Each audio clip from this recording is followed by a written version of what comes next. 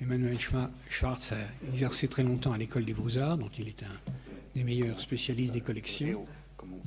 Et il s'est surtout intéressé à un personnage qui domine la scène, et dont il va nous parler aujourd'hui, qui est Alexandre Lenoir. Et dans ce contexte, là encore, on trouve cette relation entre l'œuvre de Winckelmann lui-même et ses effets dans un certain nombre d'institutions ou dans un certain nombre de champs culturels. Et donc je crois que, vous allez le voir, ce genre d'approche vient compléter l'ensemble des communications qui balayent des champs très différents, depuis les objets eux-mêmes à leur perception et à leur mise en valeur. Et il est évident que la ligne qui coordonne tout ça, c'est l'œuvre de Winckelmann, et l'œuvre de Winckelmann, eh bien, elle est tributaire de ses réceptions. Et comme vous le voyez, le sujet de la conférence se place au cœur de ce travail. Merci. Donc, je vais être amené à comparer un Français, Lenoir, et un Allemand, Winckelmann.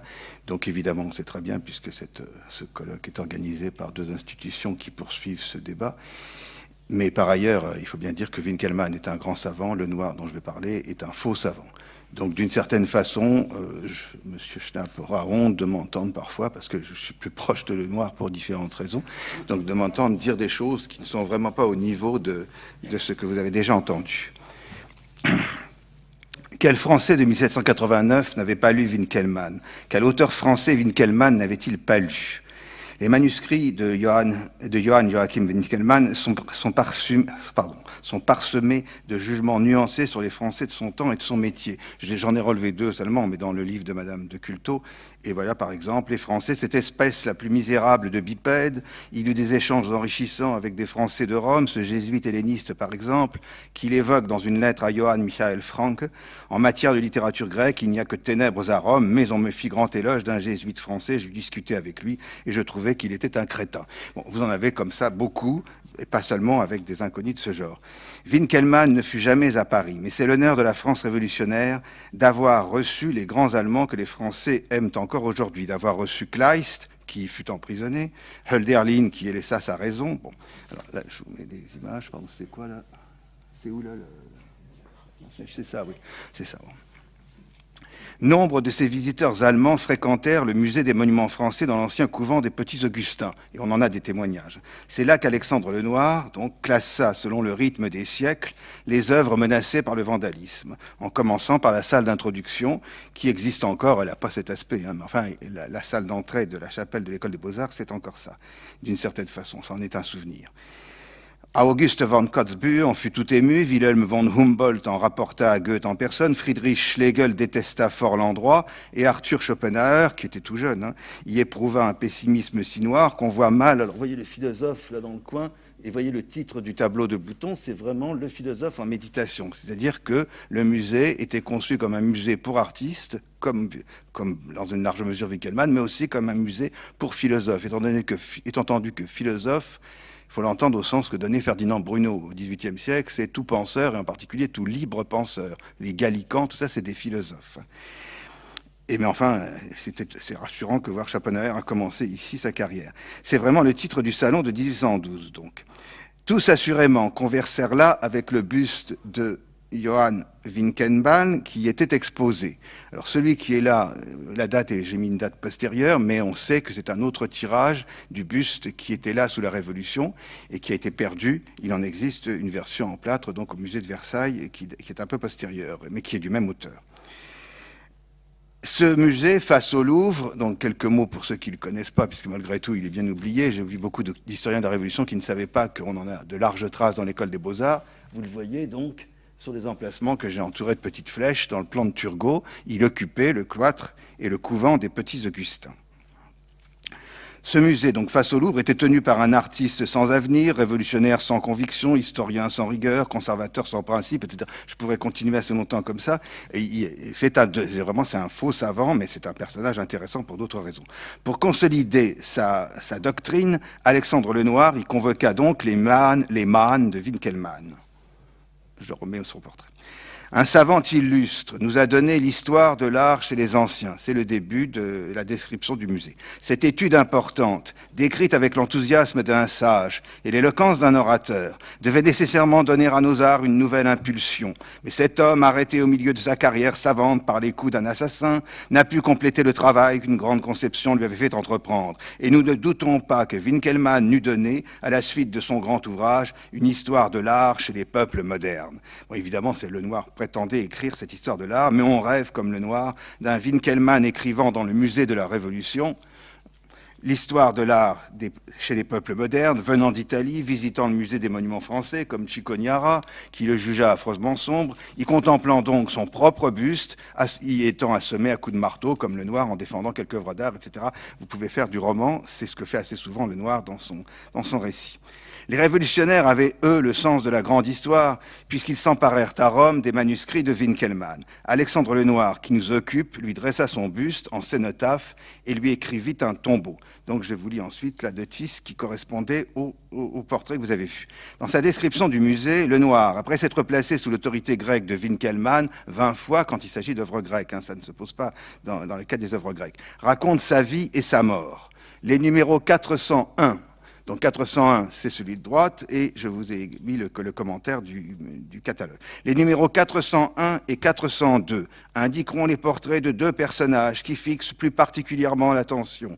D'abord, sous le numéro 401, on voit le buste de Jean-Joachim Winckelmann, savant antiquaire né à Stendhal en Brandenbourg, assassiné à Trieste dans une hôtellerie par un scélérat. Tout à l'heure, c'était assassin, scélérat. On attendrait autre chose, mais je n'ai pas de troisième référence. Ce serait peut-être Ruffian. Enfin, dans Musset, il y a dans la même scène pour Lorenzaccio, il dit Ruffian. Scélérat se disant connoisseur, auquel il avait imprudemment montré des médailles qu'il avait sur lui.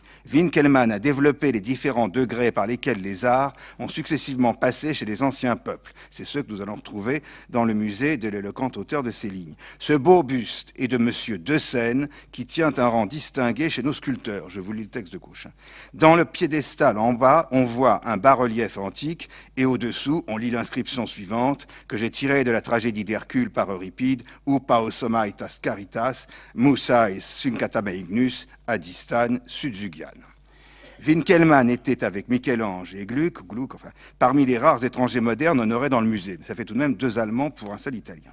Vous attendez tous de connaître le titulaire du buste 402, l'égal de Winckelmann aux yeux de Lenoir. Lisez vous-même en bas de la page, ce n'est ni Michel-Ange ni Euripide, c'est le célèbre général François de Chevert qui fit bien mieux que le numéro 401 puisqu'il prit Prague en 1741, ce que ne fit jamais Winckelmann.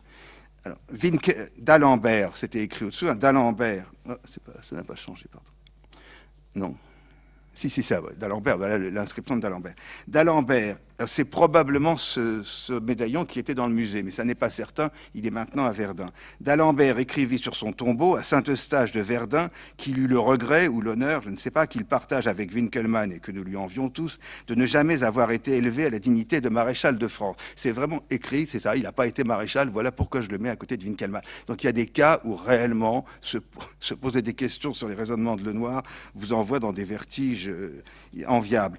Donc je ne sais pas pourquoi Lenoir et d'Alembert, donc au moins indirectement, mirent à égalité Winckelmann et le brave soldat Schfer.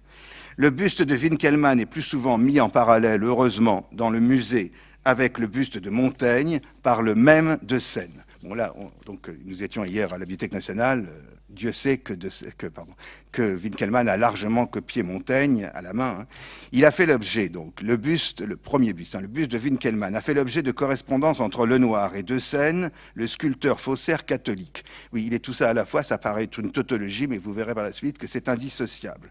Alliés de 4 mères contre Lenoir dans la querelle des transferts d'œuvres d'art. Leurs lettres furent ensuite, selon Courageau, retirées du dossier par Albert Lenoir, fils d'Alexandre, en hommage à la haine que les 2 hommes se vouaient l'un à l'autre. Les voici réunis. Donc, alors vous voyez d'ailleurs que, par exemple, Lenoir est couvert de médailles, de hochets, de croix, etc. Et c'est un peu la même chose pour De Seine, ils ont au moins ceci en commun. Écoutez De Seine, faites tout pour Winckelmann et quelque chose pour la réputation du statuaire, votre concitoyen et ami. De Seine ne fit pas tout, il ne fit sans doute même pas pour Lenoir de Winckelmann en marbre. le marbre de Toulouse, donc que vous voyez à gauche, est daté de 1817, donc c'est une commande de Louis XVIII. Je vous envoie, citoyens, votre buste en plâtre, auquel j'ai fait tout ce qui a dépendu de moi pour que vous soyez contents. Croyez aux sentiments avec lesquels, etc. Je suis votre concitoyen et ami. Les 10 sentiments tissent un écheveau de haine et de conflit autour d'un homme, le noir, et de son maître à penser, l'histoire. Winckelmann avait ressuscité la démocratie grecque par l'étude de l'art. La jeune République française entendait bien ramener le siècle de Périclès. Politiquement, alors ça ce sont les études de Pommier, je passe assez vite puisque c'est bien connu, politiquement, le noir devait démontrer que le musée des monuments français défendait la République. Ainsi sauverait-il de la destruction les arts du passé, signes de royauté, de féodalité et de superstition. À la suite de Grégoire, il aurait pu se contenter de clouer ces signes au pilori de l'histoire de l'art, quitte à leur refuser le statut d'œuvre d'art, ce que fit par exemple Sérou d'Agincourt. Winckelmann leur a montré ce qu'ils doivent imiter, je leur montrerai ce qu'ils doivent fuir. Cette solution ne fut pas écartée par le noir, mais brillamment adaptée. Les artistes, par leur talent, les artistes du passé, faisaient oublier la bassesse de des tyrans, leurs commanditaires. Je vous prie de croire, citoyens du comité de l'instruction publique, que ce n'est point à la mémoire de François Ier que je demande de réédifier le tombeau de Louis XII. Donc que voici, alors qu'il était dans l'église, enfin dans la salle d'introduction du musée des monuments français. L'époque de l'établissement de ce monument est celle de la renaissance des arts en France. Et plusieurs artistes appelés de l'Italie travaillèrent en concurrence à ce tombeau. Je nomme avec reconnaissance les principaux, qui sont Primatis, Niccolò et Jean Goujon, si connus par la Fontaine des Innocents. Le noir réédifia le tombeau de Primatis et se fit peindre devant celui de Philibert, de François Ier. Donc vous reconnaissez à ses pieds les reliefs de Bontemps. La seconde solution consistait à construire une histoire de l'art national qui se modela sur le schéma grec et démocratique de Winckelmann. En sa qualité de girouette politique, le noir se déclara jacobin, thermidorien, bonapartiste, rallié au 100 jours, etc. En sa qualité de conservateur, la théorie de la beauté fondée sur la liberté ne le gênait pas avant 1815. Bien entendu, dès le retour des Bourbons, donc en 2 fois, puisqu'ils sont venus 2 fois, le noir proposa d'insuffler une doctrine de la servilité et de la bigoterie à son musée en lieu et place de la liberté et du libertinage ou de la libre pensée. Mais ce n'est pas notre sujet et d'ailleurs ce fut refusé par Louis XVIII qui était aussi voltairien que le noir ou que vous et moi. Enfin, bref. Donc ça ne s'est pas fait, mais il a proposé. Il était prêt à transformer son musée en musée en honneur de la sainte reine Marguerite, enfin Margot, la reine Margot. Le culte de l'art grec en France passait par l'Académie, qui avait formé le peintre Alexandre Lenoir, mais qui se déclarait royal et non pas démocratique. Winckelmann, académicien honoraire ici ou là en France, aurait pu être rallié à l'académisme, mais pas à Paris. Il avait éreinté Charles Lebrun et l'enseignement français de l'expression. Cela tombait assez bien. Lebrun était le modèle attitré de la courtisanerie royale, ou le modèle royal de la courtisanerie, si vous voulez, et ses dessins étaient parfaitement affreux, comme vous les connaissez tous, et ils sont critiqués par, évidemment, Winckelmann. Le noir put donc rejeter, comme Winckelmann, la fausse Grèce académique. Élève, oubliez ces perfides systèmes dont j'ai été moi-même la victime. La difficulté venait de ce que l'art et la civilisation au siècle de Louis XIV, au jugement de Voltaire et de tous, sauf peut-être des Anglais, étaient déjà considérés comme le grand moment du génie français. Et ce n'était pas précisément un moment de liberté. Le noir déclara donc que le style nouveau que Lebrun introduisit dans les académies trahissait totalement le goût de l'antique. À cause de lui, l'art et l'enseignement tombèrent dans une entière dégradation. On avait une bouée de secours qui fut très célèbre à cette époque, évidemment qu'on ne connaît plus guère aujourd'hui. À l'Académie même, c'était Jean-Germain Drouet, l'élève prodige et maudit de Louis David. Il régénérait l'art français par sa référence à la Grèce et par sa mort prématurée. Donc le voici, ça c'est vraiment, il y avait vraiment le monument qui est maintenant à Rome, enfin, avait été représenté au musée de Lenoir par l'esquisse préparatoire là que vous voyez sur la droite de qui elle était de Michalon, je crois, ou de Michalon. Donc, et puis dans la description du musée à gauche. Donc les artistes grecs, selon Winckelmann, étaient libres, les artistes français du temps de Louis XV ou de Louis XVI ne l'étaient pas. Mais un homme asservi, luttant pour la liberté, est incomparablement plus libre que celui qui la reçoit sans effort. Cela supposait une narration. Le noir multiplia, inventa, enjoliva dans son musée et ses catalogues les malheurs de tous les artistes victimes des rois et martyrs de la liberté. Jean Goujon, par exemple, que l'on disait victime de la Saint-Barthélemy. Et il vanta ceux qui imitaient les Grecs, au premier rang desquels Drouet et son ahurissant concentré, donc c'est au musée de Chartres, hein, d'un Homère aveugle, d'un Laocoon paralysé et d'un Philoctète blessé. Donc c'est un tableau inouï qui existe, hein, évidemment, au musée de Chartres. Goujon le protestant ou Drouet le davidien valaient bien Dédale et Skelmis, qui étaient indiqués comme les fondateurs de l'art grec par Winkelmann, comme fondateurs de l'art français. Dans la méthode, cependant, Lenoir s'éloignait de Winkelmann, qui faisait vivre les œuvres, non leurs auteurs. Comme je voulais donner une histoire de l'art et non des artistes, leur vie, dont beaucoup d'autres ont donné le récit, n'a pas sa place ici. Or, elle est constante dans le catalogue de Lenoir.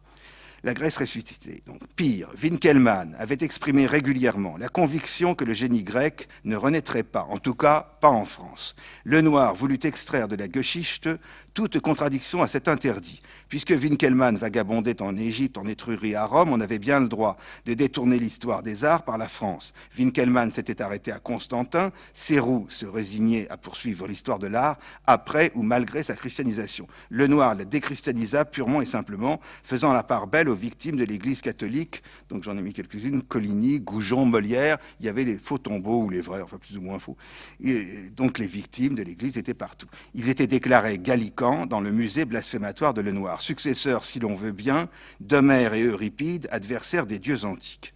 Objection plus grave, Winkelmann estimait que sous leurs climats hostiles, tel peuple, les Français étant les pires des bipèdes, n'avaient pas trouvé le chemin qui mène aux arts. Voici la réponse. Pour compléter, là c'est vraiment une citation assez longue que je vous donne de Lenoir qui répond point par point. Pour compléter un travail aussi vaste dans son entreprise, qu'il serait utile aux artistes, il faudrait le génie de Winkelmann. Et il ajoute qu'il ne l'a pas, mais enfin j'ai sauté ce passage.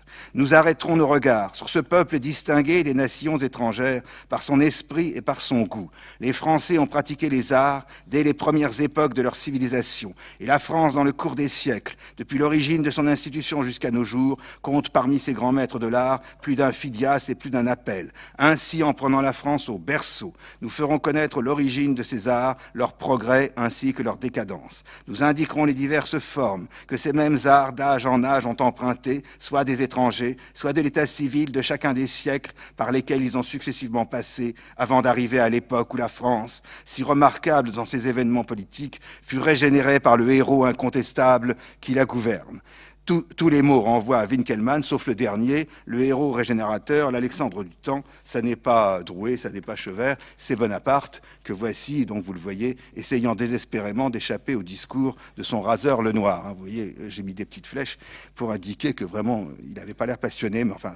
La réécriture des débuts d'un peuple, c'est un classique littéraire. La Franciade, la Henriade, la Pucelle. Mais il fallait que le berceau fût républicain. Lenoir mit donc à la sauce républicaine une réputation qui ne s'est pas perdue, celle du Gaulois aimant la liberté.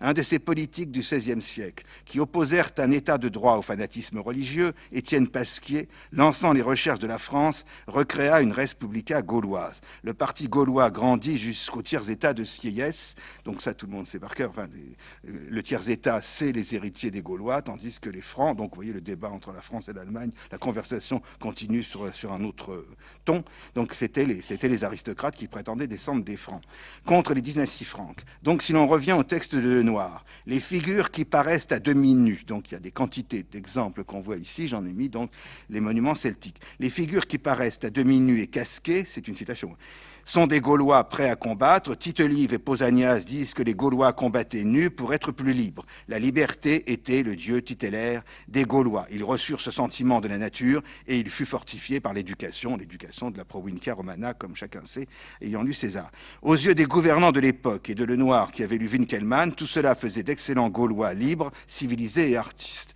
Bon, maintenant, on dirait les Gaulois réfractaires, mais enfin, c'était bien le terme c'est l'idée qui est restée.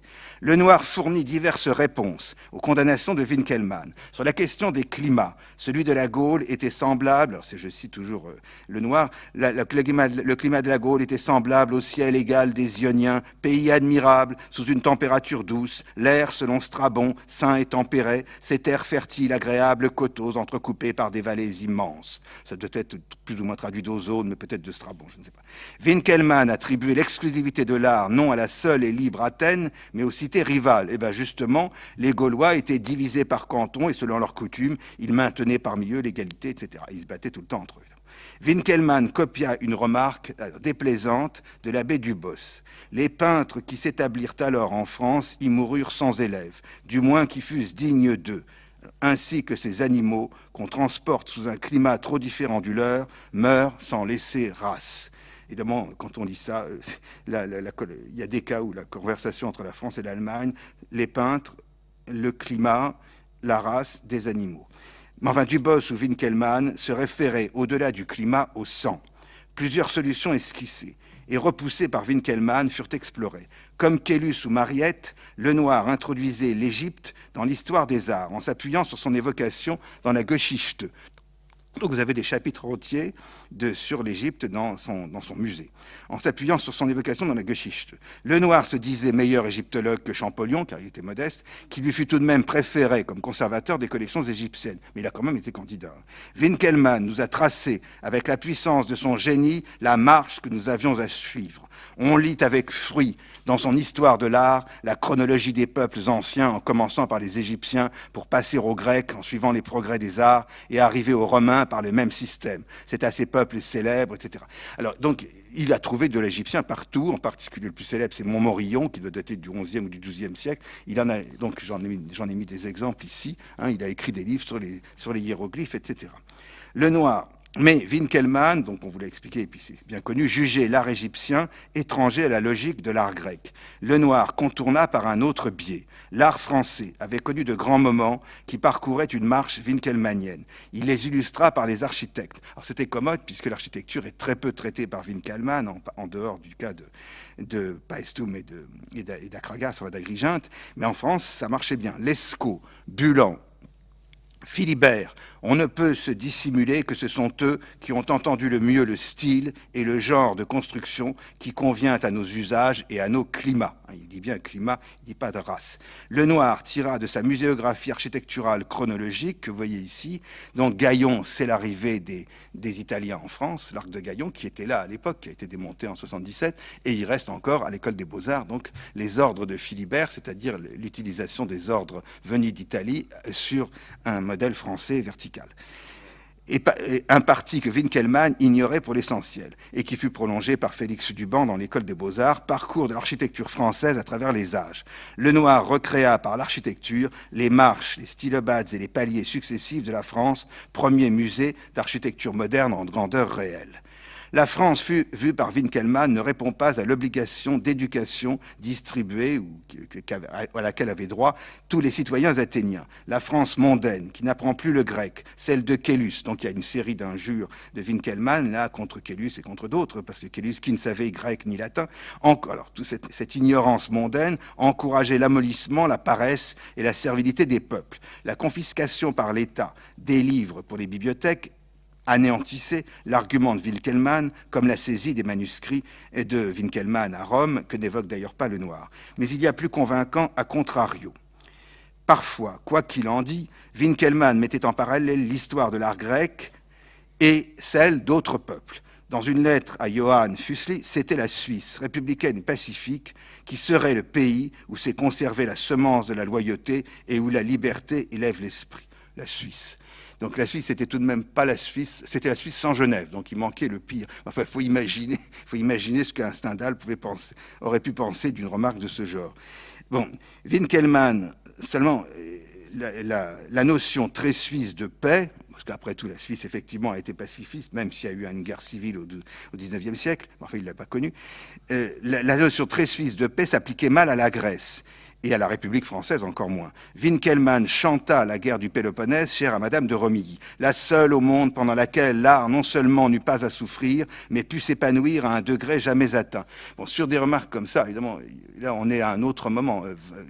30 ans plus tard, Musset fait dire à Lorenzaccio, qui parle à un élève de Raphaël, les peuples malheureux font les grands artistes, les larmes des peuples y retombent en perles. À l'époque, donc, on peut encore écrire que la paix, favorise l'art. Moi, je n'ai pas d'opinion, mais tout le monde sait bien que tout le monde a en tête la fameuse remarque que j'ai un peu honte de citer, mais enfin, de Graham Greene. Vous savez, l'Italie des Borgia, de la guerre et des assassinats, cela a donné Michel-Ange Léonard. La Suisse et ses 5 siècles de paix et de démocratie, qu'est-ce que cela a donné? Le coucou. Bon, vous voyez bien, mais c'est ce que disait Musset 30 ans après la Révolution, un peu dans un autre style. L'Angleterre fut aussi parfois, dans les écrits de Winckelmann, figure de candidate au modèle de l'État libre régénéré. La Suisse étant grotesque, malgré le coucou du troisième homme, et l'Angleterre impossible politiquement, Lenoir, Winckelmann et donc Musset ou Graham Greene se retrouvent sur l'Italie des Borgia en Nouvelle-Athènes. Donc voilà la phrase de Winckelmann qui est dans la Geschichte.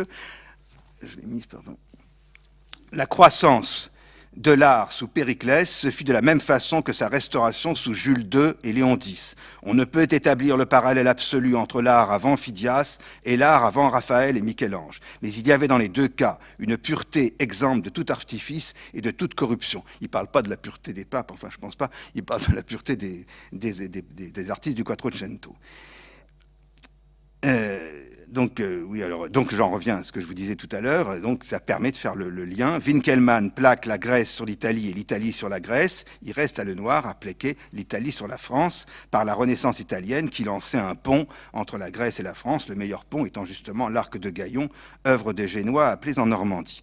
Winckelmann désigna un appel et un Raphaël contemporain, naturellement un Allemand, donc vous avez beaucoup entendu parler. La quintessence de toutes les beautés que j'ai décrites dans les figures des anciens se trouve dans les œuvres immortelles de M. Anton Raphaël Mengs. Bon, c'est évidemment l'exemple qui est pris et pas en soi ironique. À quoi Lenoir répondit en désignant les Raphaël de la République française: ralliez-vous au David, au Vincent, ces artistes célèbres sont les élèves de Vien, que l'on appelait le restaurateur de la Grèce. C'est son école qui a fixé en France la 4e époque de la restauration des beaux-arts. Jeunes étudiants, réparez avec elle les erreurs qui ont pris naissance dans l'école de Vouette, que le 19e siècle, par des études suivies et des productions remarquables, rappelle aux Français les beaux temps de la Grèce et le grand siècle de François Ier et des Médicis. La salle du 18e siècle ne fut jamais ouverte dans le musée, qui est inachevé. Quant à celle du 19e siècle, n'en parlons pas, elle n'a même pas eu de tentative de la réaliser. Restait à recréer, que bien que mal, le beau historique, rythmé par les périodes de Winckelmann, que Lenoir appelle la marche des siècles français, culminant en calme grandeur et noble simplicité. En France, le culte du beau grec à l'Académie n'était pas celui de Winckelmann, c'était un beau de réunion, décrit par Falconet ou Caylus. Ou Cochin. Ce sont des figures composées qui rassemblent les beautés éparses de plusieurs autres figures. L'hermaphrodite était idéal pour assembler un résumé du beau réel, de la nature épars dans les différentes parties de l'univers. Cochin et Falconet citent aussi, alors j'ai honte de le faire, c'est tellement banal, les filles de Crotone. Il n'y avait pas loin de cette reconstitution du beau en pièces détachées au bricolage, à la falsification que Winckelmann dénonçait dans les recompositions de statues par lesquelles les restaurateurs, dont on vous a parlé, de Parme et d'autres, dupaient ses collègues historiens. Il se moquait de Montfaucon, de Caylus, qui avait pris une copie de Giuseppe Guerra pour original, de Richardson, qui fait d'une œuvre moderne peinte à fresque par le guide une peinture antique. Ce sont de ces malheurs que courent ceux qui, voulant connaître les spectres, croient en voir là où il n'y en a pas. L'esprit de théorie attire ou suscite le faux. Winckelmann se laissa donc abuser par les pastiches de Mengs, ou par son Ganymède peut-être, enfin ça revient au même, disons. Il prit la chose sans aucun humour. Lenoir, qui avait la prudence d'Ulysse et sa ruse, ne risquait pas de ses déconvenues, puisqu'il commandait lui-même à ses faussaires attitrés deux scènes, donc le revoilà, mais ici c'est pas deux scènes, Michalon, Beauvalet, tout faux qui justifia utilement ses théories historiques. Les impostures de Lenoir, disait Dimier, étayées sur des débris de sculptures authentiques, comme on avait en Italie, avait-il besoin d'une Jeanne d'Arc pour le XVe siècle? Il la faisait colorer par Beauvalet, selon les indications de Voltaire. Jeanne auprès d'eux, ce fier soutien du trône, portant corset et jupon d'Amazone, le chef orné d'un petit chapeau vert, enrichi d'or et de plumes couverts. Les décasyllabes de Voltaire, c'est la quintessence de la poésie du XVIIIe siècle. Winckelmann pressentait que ces sculptures n'étaient peut-être pas le grand art grec. Lenoir, lui, savait que les siennes étaient du vrai art français, puisqu'il les avait fabriquées. Au-delà de ces honnêtes supercheries, le plus faux et le plus beau, ce fut le musée lui-même, vilipendé par tant de visiteurs, ordonné autour de sculptures réattribuées et maquillées au nom de concepts grecs réinventés. Donc l'Élysée, hein, c'est l'Élysée, vous avez par exemple ici le terme même de musée, les cénotaphes peuplés des ossements d'on ne sait qui. Donc vous avez bien un paysage qui évidemment fait rêver. Hein. Il y avait une imagination dans un paysage pareil qui recouvre à peu près l'actuel palais des études de l'école des Beaux-Arts. Ce système de faux était consolidé par le transport et l'acclimatation des œuvres gréco-romaines ou chrétiennes dans les musées parisiens, dénoncés par Quatremer de Quincy et par De Seine. Bon, Quatremer de Quincy, je vais laisser notre collègue en parler, c'est pas la peine que je perde du temps avec ça. Un Quatremer en 91 annonçait que la Grèce idéale ne reviendrait pas. Pour Lenoir, demi-artiste, demi-historien, la beauté revenait avec la liberté par l'action et par l'imagination. Quatremer de Quincy ne croyait qu'à son métier d'historien des arts, celui de Winkelmann, mais c'est pas pour moi. Voilà. Alors, qu'est-ce qui nous reste comme sujet principal? Oui, alors, vous voyez, je vais le dire après. L'art d'écrire offre le meilleur matériau pour un parallèle entre Winkelmann et Lenoir. Winkelmann méprisait la graphomanie, l'accumulation de faits, la cuistrerie, spécialité française dans laquelle s'essaya assurément Lenoir. Winkelmann lui opposait, autant que la science, un style fait de poésie, de rhétorique et de sensualité. Enfin, tout le monde connaît le chant « La Vénus de Médicis de Florence, pareil à une rose qui s'épanouit au lever du soleil. Après une belle aurore et sort de l'âge âpre et vert, comme les fruits avant leur pleine maturité. Sa posture me fait penser à celle de Laïs, qu'Apelle initiait à l'amour. » Si l'humour se glissait dans cette prose précieuse, ce serait de l'Anatole France, ça serait de la prose française. Mais il n'y a pas d'humour, c'est bien du Winkelmann, puisqu'il est lui-même à l'occasion Laïs, l'amante restée sur le rivage, que dans l'esprit, avec dans l'esprit l'objet de ses désirs. Lenoir pratiqua un style moins sensuel que libertin, à la française. Outre qu'il chantait partout et constamment la beauté des femmes de marbre, il féminisa jusqu'à l'architecture. Donc c'est des sujets qui reviennent sans arrêt.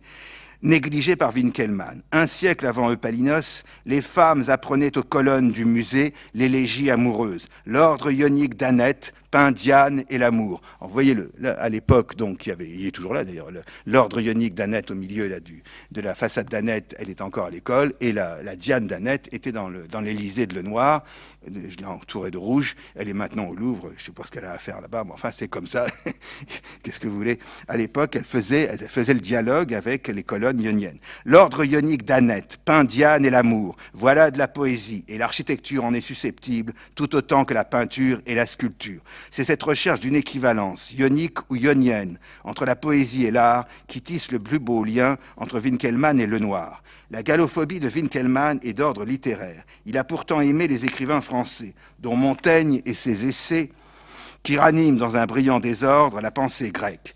Winkelmann lisait comme Montaigne et comme Lenoir, compilait, empruntait, paraphrasait, prime sautait. Le musée de Lenoir offrait en effet aux rêveurs une promenade, une prime sautante, poétique facile. À l'entrée, le tout jeune Michelet lut les adieux de Mar-Histoire. Adieu, plaisant pays de France, qui a nourri ma jeune existence. Adieu, France, adieu nos beaux jours. Winkelmann faisait évidemment mieux, recréant, comme la Nausicaa de Goethe ou l'Endymion de Hölderlin, le style grec en allemand. Mais par les lèvres de marbre, Winkelmann entendait la voix de Sophocle. Laocoon souffre, mais il souffre comme chez Sophocle, Philoctète. Sa détresse pénètre jusque dans notre âme. Winkelmann composa une traduction d'Homère ou de Sophocle en forme de commentaire artistique. Une chose est de lire Homère, mais c'en est une autre de le traduire en même temps qu'on le lit. Les statues de Lenoir traduisaient l'art dans ce que la langue de Voltaire a gardé de la Grèce, le scepticisme ou la dérision. Donc, Winkelmann n'attrapait pas tout l'esprit grec. Donc, tout à l'heure, dans les exposés précédents, on sent que Winkelmann frôle parfois face à un vase grec, l'allégresse qu'il y a dans un vase grec. Mais le moins qu'on puisse dire, c'est qu'il ne va pas y chercher les comédies, enfin le rire d'Homère ou le sourire attique. Il arrive parfois, à propos d'Adrien ou de Minerve, que Lenoir voit la grandeur calme et la noble simplicité. Donc là, voilà l'exemple qu'il donne. Winkelmann nous dit qu'on reconnaît Minerve à sa tête penchée, signe caractéristique de sa modestie. La figure que nous avons sous les yeux entre parfaitement dans la proposition de Winkelmann.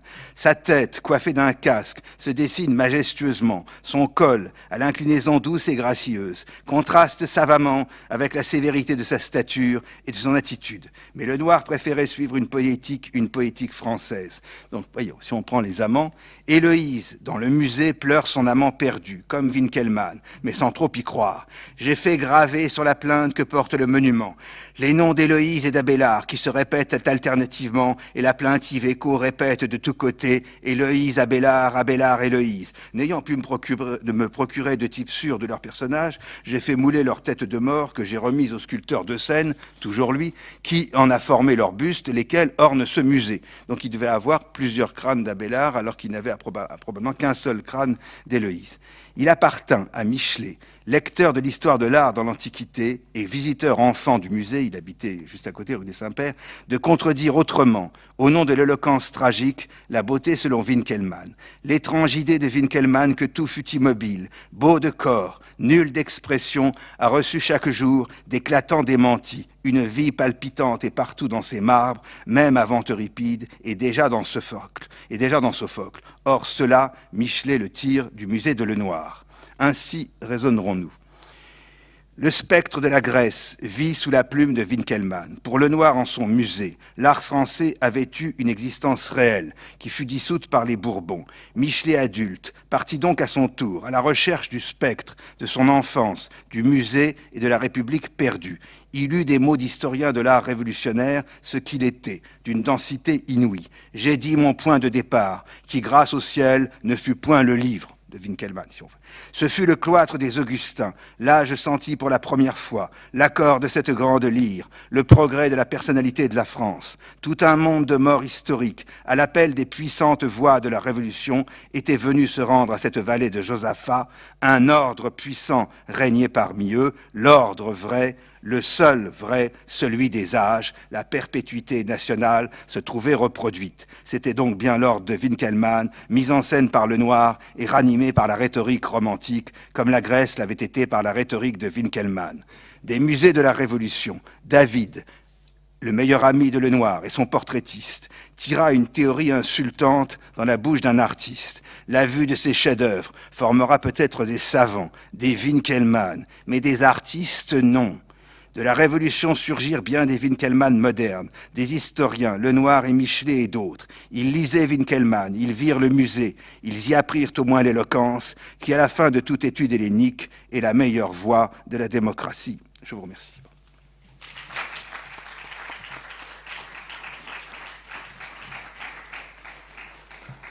Merci pour votre reconstitution d'un long itinéraire et pour cette analyse qui montre comment, d'une certaine façon, il y a une transsubstantiation de l'histoire de l'art dans une problématique moderne qui est celle de l'État national, avec tous les coryphées que vous avez magnifiquement dépeints.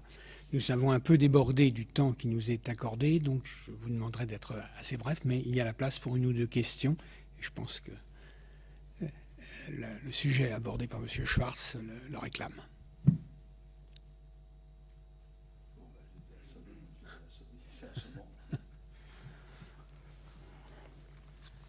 Il n'y a pas de... La performance vous a tellement conquis qu'elle vous laisse muet. Moi, j'aurais peut-être une question à vous poser. C'est Michelet. Enfin, vous montrez très bien comment Lenoir, par sa volonté de s'affirmer, non en tant que, en quelque sorte, historien, mais en revendiquant une place artistique à l'intérieur du dispositif, en ayant en quelque sorte tout ce groupe de sculpteurs et d'autres qui travaillent à sa main, essaye de rendre concret le souffle de l'histoire de l'art de Winkelmann. Est-ce que vous pensez que ça conditionne Michelet Oui. On dit aussi que c'est là que Margot allait pleurer, que ça avait été d'un autre niveau. J'ai mis des images. Le philosophe, effectivement, on voit, et c'était vraiment un musée pour philosophes. Mais par ailleurs, il est bien évident... Pardon, excusez-moi. C'était, oui... Lenoir, là j'ai utilisé la question, c'est parce qu'il n'y a pas de doute, hein, Michelet le dit et redit avec une éloquence qui est inouïe. On voit quelqu'un qui a été marqué par cela et qui en même temps a lu Winkelmann, qui le cite de temps en temps. Bon, ensuite, il est évident que le musée a aussi été fréquenté d'abord par des artistes, il était destiné aux artistes, hein, tout à fait, et les artistes, hélas, ça a été les artistes troubadours, c'est-à-dire des artistes d'une mièvrerie terrible.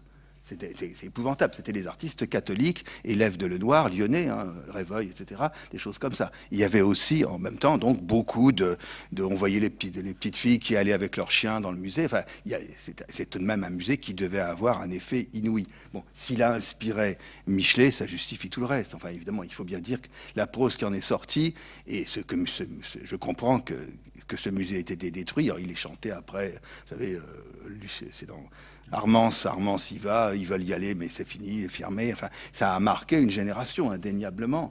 Et cette génération, jusqu'à Victor Hugo, hein, parce que Victor Hugo l'a vu détruire, il habitait juste en face. Bon, ça a eu une influence inouïe.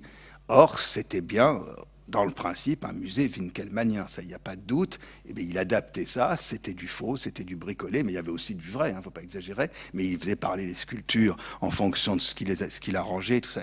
Il y avait une imagination qui était romanesque et qui est donc, une génération après, ça fait les romantiques. Ça, après, il n'est pas douteux que quand on voit les réflexions de Musset et d'autres, lorsque j'ai cité la phrase, les vers de Marie-Histoire qui quitte la France, ça ressemble beaucoup à la fin des Caprices de Marianne. On voit bien qu'ils allaient lire ceci, etc. Ça a eu une autre influence, mais au départ, il y a bien Winkelmann derrière ça.